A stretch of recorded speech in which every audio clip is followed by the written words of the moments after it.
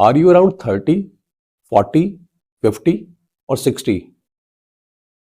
जो भी आपकी एज है, आपने अपनी लाइफ में सेविंग्स स्टार्ट की होंगी, या जो लोग 60s के अराउंड है, 50s के अराउंड है, उन्होंने सेविंग्स की होंगी और उनकी सेविंग्स स्टिल चल रही होंगी। बट जो लोग 30, 25, 30, 28, 35, 32 की एज में है, have you started adequately saving from your earnings? If not, then please start it now. क्योंकि अगर आपने जितना ज्यादा लेट स्टार्ट किया कि आपको समय ग्रोथ के लिए कम मिलेगा, क्योंकि इन्वेस्टमेंट जो है वो जितना लॉन्ग होराइजन होगा उतना अच्छा परफॉर्म करेगा, उतना अच्छा आपका कॉर्पस बनेगा। तो आज का वीडियो इसी को लेके है कि हमें किस में इन्वेस्ट करना चाहिए और क्यों इन्वेस्ट करना चाहिए और किस एज पे इन्वेस्ट करना चाहिए और कितना कम से कम इन्वेस्ट करना चाहिए, हमारे जो फाइनेंशियल गोल्स है उनको हम मीट आउट कर पाए। तो मेरा नाम सतीश कुमार और मेरा चैनल है माई मनी फंडा के नाम से। तो चलिए आज का वीडियो शुरू करते हैं। और अगर आपको मेरा वीडियो पसंद आए तो लाइक और शेयर करना मत भूलिएगा, जिससे कि आपके दोस्त भी इसका फायदा उठा सकें। क्या आप मुझे बता सकते हैं कितने तरह के इंस्ट्रूमेंट्स होते हैं मार्केट में जहां जहां हम लोग इन्वेस्ट करते हैं?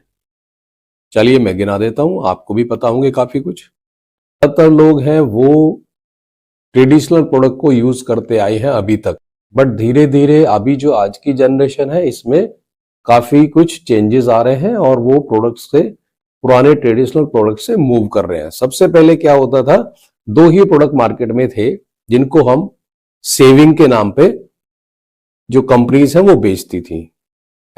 लाइफ इंश्योरेंस कॉर्पोरेशन अपनी पॉलिसीज को बेचती थी जो कि सेविंग्स के नाम पे लोग लेते थे। कोई 25,000 सम एश्योर्ड की पॉलिसी लेता था, कोई 50,000 रुपए सम एश्योर्ड की पॉलिसी लेता था और उसी को सेविंग समझ के हम लोग कहते थे हम लोग सेविंग कर रहे हैं।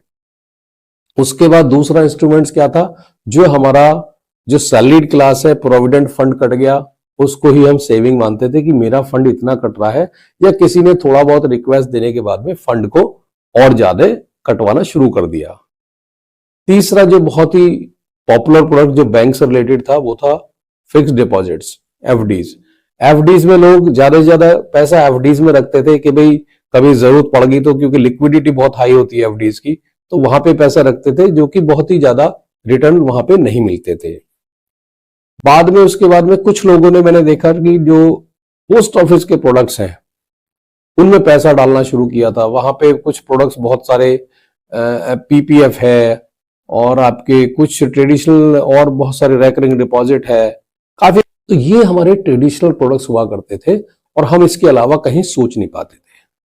लेकिन 2000 के आसपास एक थोड़ा सा चेंजेस आए मार्केट में और लोगों ने ULIP, unit link insurance policies और प्लस कुछ पॉलिसीज जो प्राइवेट कंपनीज आई, तो उन्होंने जैसे आईसीआईसीआई, एचडीएफसी, बहुत सारी कंपनी थी, कोटक, इस तरह की कंपनी आई और उन्होंने जो है मार्केट में नए नए प्रोडक्ट निकाले जो कि एलआईसी को टक्कर देने लगे थे। वहां पे गारंटीड कुछ प्लान आ गए, कुछ पेंशन प्लान ऐसे इतने बढ़िया आ गए कि लोगों ने पेंशन प्लान के लिए यूनिट लिंक इंश्योरेंस, जिसको हम लोग यूलिप बोलते थे, यूनिट लिंक इंश्योरेंस प्लान में क्या था कि वहां पे म्यूचुअल फंड की तरह काम करता था पैसा, और कुछ पैसा इंश्योरेंस की तरफ जाता था जहां पे लाइफ को प्रोटेक्शन मिलती थी, यानी कि सम एश्योर्ड भी उसमें शामिल था। बट वो प्रोडक्ट भी बहुत ज्यादा पॉपुलर नहीं हुए क्योंकि उसमें जो चार्जेस थे वो बहुत हाई थे, तो इसलिए रिटर्न के नाम पे तो बिल्कुल कुछ नहीं मिलता था। 3 साल तक तो बिल्कुल पैसा आपका एट पार भी नहीं आता था और कई बार तो लोगों ने माइनस में भी पैसा अपना विड्रॉ किया है और पॉलिसी 5 साल में, 4 साल में बंद कर देते थे। तो ये करीब 2007-2008 में इतना प्रोडक्ट पिट गया था और उधर से शेयर मार्केट भी बहुत नीचे गया था, अगर आपको याद हो 2007-2008 की बात है। तो यूलिप जो है वो भी हमारे प्रोडक्ट फ्लॉप हो गए थे एक तरीके से। हालांकि अब दोबारा से मैंने मतलब सुना है कि काफी अब चेंजेस आ रहे हैं और काफी कुछ उसमें चार्जेस वगैरह जो आईआरडीए ने उसमें स्टेप लिया और इसको जो है संज्ञान में लेके इसमें काफी काम किया है। तो लेकिन वो भी उतने ज्यादा पॉपुलर नहीं है।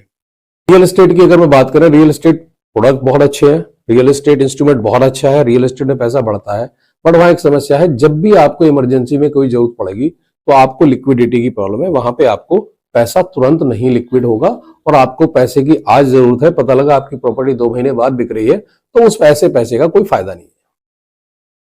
अब मैं बात करता हूं जो बहुत ही पॉपुलर आज की डेट में मैं समझता हूं, इससे बढ़िया प्रोडक्ट मैं नहीं मानता, आपकी सारी फाइनेंशियल नीड को पूरा करता है, जैसे कि आपकी लिक्विडिटी, आपकी ग्रोथ, आपका जो कंट्रीब्यूशन है, आपको कि कोई प्रॉपर्टी खरीदने के लिए आपको बड़ा अमाउंट चाहिए, यहाँ पे बड़ा अमाउंट नहीं चाहिए, आप एक स्मॉल कंट्रीब्यूशन से अपना इन्वेस्टमेंट शुरू कर सकते हैं। तो मैं आज बात कर रहा हूं, आप समझ गए होंगे वैसे तो, मैं म्यूचुअल फंड की बात कर रहा हूं। म्यूचुअल फंड्स आज की डेट में बहुत ही पॉपुलर प्रोडक्ट है।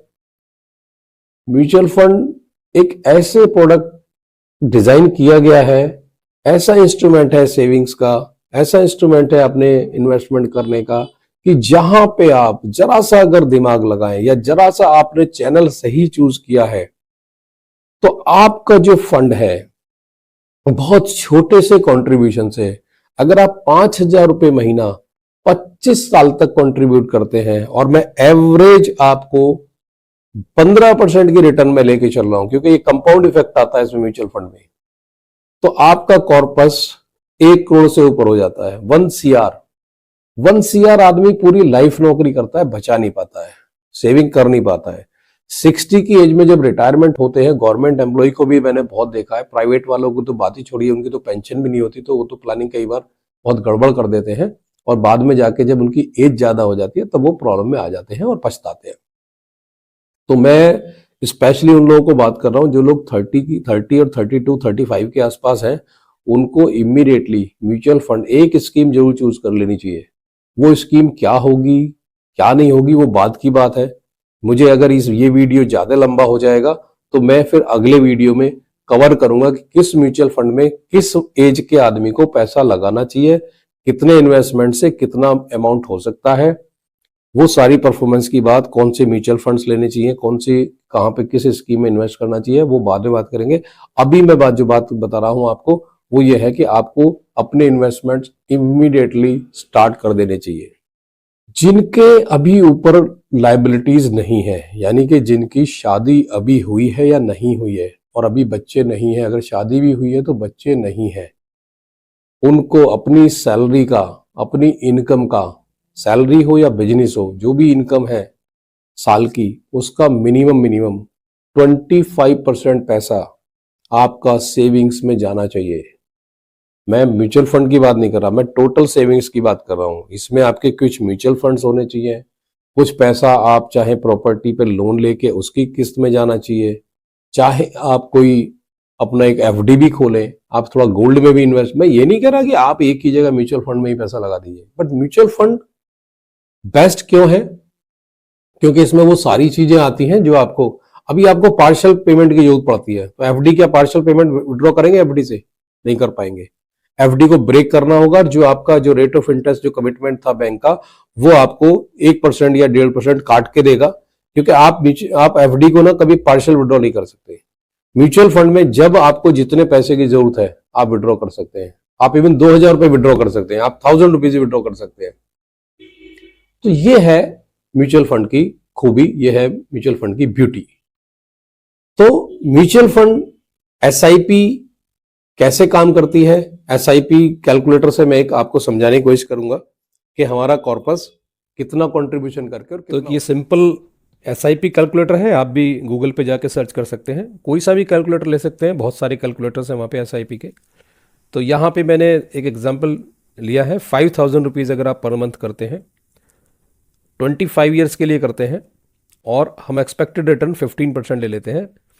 रिटर्न कोई गारंटीड नहीं है, बट आप खाली जाके देख सकते हैं आज की रेट में पिछले 10 साल का कितना रिटर्न है म्यूचुअल फंड का, कौन सा फंड क्या रिटर्न दे रहा है, पिछले 3 साल में क्या दे रहा है, एक हम एज्यूम कर सकते हैं। पर पीछे ट्रेंड देखा गया है कि म्यूचुअल फंड्स में जो ग्रोथ है वो 12 से 15% आराम से आ जाती है। ये यहाँ पे राइट में एक ऑप्शन दे रखा है, एडजस्ट फॉर इन्फ्लेशन। ये मैं आपको डिटेल में बताऊंगा, अभी मैं नो ही रखता हूँ इसको। और जैसा कि यहाँ कैलकुलेट करते हैं तो देखिए फंड वैल्यू 1,64,20,369 रुपीज़ आ जाती है, जबकि आपने मात्र 15 लाख रुपए इन्वेस्ट किया था, और आपको 15 लाख के अलावा आपको जो ग्रोथ मिली है दैट इज़ 1,49,20,369 रुपीज़। तो ये है magic of the mutual fund, specially SIP. अगर देखिए मैं यहाँ पे 2000 कर देता हूँ, यहाँ पे अगर 2000 कर दें 25 ईयर्स के लिए, तो आपका जो पैसा है वो ग्रो करेगा 65 लैक्स के करीब, जो है 65,68,000 रुपये करीब आपका ग्रो करेगा, जबकि आपने मात्र 6 लाख रुपए लगाए थे। लेकिन एक चीज़ इसमें देखिए, आप अगर इसको यहाँ पे और बढ़ा देंगे, इसका टेन्योर 30 ईयर्स कर देंगे, तो रिजल्ट कुछ और ही होगा। देखिए यहाँ पे अब आ जाता है आपका 1.4, मात्र जो है 5 साल बढ़ाने से ही आप देखिए कितना फ़र्क पड़ गया। कहाँ तो 65 लाख रुपए आ रहा था और आपने मात्र 7,20,000 रुपये इन्वेस्ट किए हैं। ये कंपाउंड जो इफेक्ट है ना, उसका मैजिक है ये। यही मैं बताना चाह रहा था, मात्र 5 साल का होराइजन बढ़ाने से 1,40,19,641 रुपये हो जाते हैं। यही मैं अपनी वीडियो में बता रहा था कि जितना अर्ली एज में आप स्टार्ट करते हैं उतना ही इसका ज़्यादा फ़ायदा है। ये वाला जो पीरियड है, इन्वेस्टमेंट पीरियड है, ये जितना ज़्यादा होगा उतना ही अच्छा रहेगा। अभी देखिए इसको मैं 15 ईयर्स कर देता हूँ, तो देखिए कुछ भी नहीं आएगा रिजल्ट।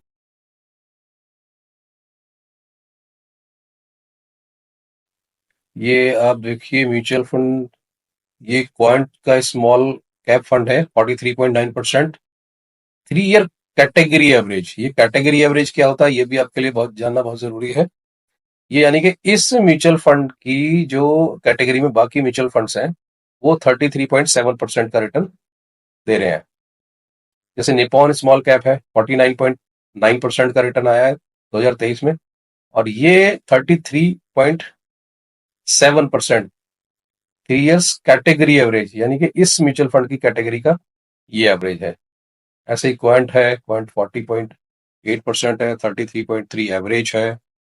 ये इस तरह म्यूचुअल फंड्स आपके 23 में परफॉर्म कर रहे हैं। देखिए सारे जितने भी म्यूचुअल फंड्स हैं सबकी ग्रोथ 40, 39, 38 ये सब है। इसका एवरेज कैटेगरी की बात करेंगे तो देखिए ये यहाँ पे 33, जबकि मैंने जो अपने SIP कैलकुलेटर में आपको एग्जांपल दिया था सिर्फ 15% के रिटर्न के हिसाब से मैंने आपको कैलकुलेट करके बताया था।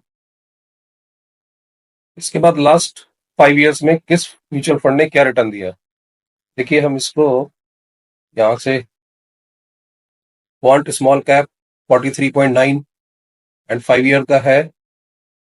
ये देखिए पूरा आपका 5 ईयर और 3 ईयर दोनों दे रखा है। 30 मतलब एवरेज आप ये मान के चले 30 के आसपास आपका 27, 15.3 बस एक ही म्यूचुअल फंड है, बाकी सब ने बहुत अच्छा ग्रोथ दिया है 5 ईयर्स और 3 ईयर्स रिटर्न जो है ये। अब लास्ट 10 ईयर्स में देख लेते हैं। देखिए 5 ईयर्स एंड 10 ईयर्स दोनों यहाँ पे, थोड़ा सा जूम कर देता हूँ, आप देखिए यहाँ पे ये आपका कितने बढ़िया रिटर्न है 5 ईयर्स एंड 10 ईयर्स। ये टॉप के 20 म्यूचुअल फंड्स आप कह सकते हैं जो कि मार्केट में इस टाइम बहुत अच्छा परफॉर्म कर रहे हैं। सो कहने का मतलब यह है कि लॉन्ग होराइजन आप लेके चलें, चाहे भले ही स्मॉल कंट्रीब्यूशन हो आपका SIP का 2,500, 10,000 जो भी है। और आपने देखा कि म्यूचुअल फंड्स लास्ट 10 ईयर्स में कितनी ग्रोथ दी है किस म्यूचुअल फंड ने, और लास्ट 3 ईयर्स में तो म्यूचुअल फंड में बूम आया है, वो भी आपने देखा। तो अभी मैं जो नेक्स्ट वीडियो बनाने वाला हूँ वो होगा कि म्यूचुअल फंड्स कितने प्रकार के होते हैं, म्यूचुअल फंड्स कैसे काम करते हैं, म्यूचुअल फंड्स में कौन कौन लोग इन्वॉल्व होते हैं, कौन गवर्नमेंट बॉडी है जो इसकी रेगुलेटरी है वो क्या है, इसको कौन रेगुलेट करता है, AMCs क्या होती हैं, जो एसेट मैनेजमेंट कंपनी जिनको हम बोलते हैं वो क्या होती हैं, फंड मैनेजर्स क्या होते हैं, म्यूचुअल फंड्स में पैसा कैसे लगता है, ये सारा मैं आपको अगली वाली वीडियो में बताऊंगा। अगर ये मेरा वीडियो अच्छा लगा है तो लाइक कीजिएगा और अपने दोस्तों में शेयर कीजिएगा और मेरे चैनल को सब्सक्राइब कीजिएगा। Thank you so much.